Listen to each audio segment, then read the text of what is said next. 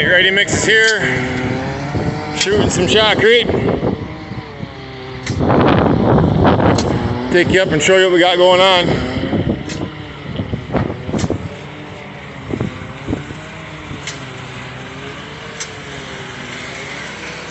Here's the wall that's failing. You can see all the mortar's gone between the rocks. Just in desperate need of some repair.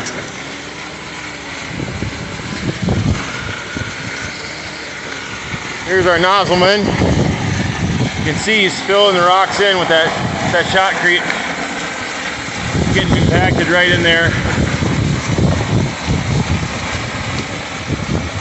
Concrete's coming out of the gun, 60 to 80 miles an hour.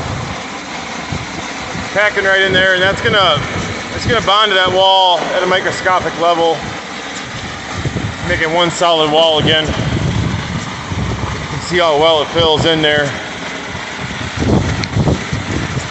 This material's dry when it comes out of that ready-mix truck, and you can see here that you just add enough water to make it stick to the wall. It's got a water adjustment right there.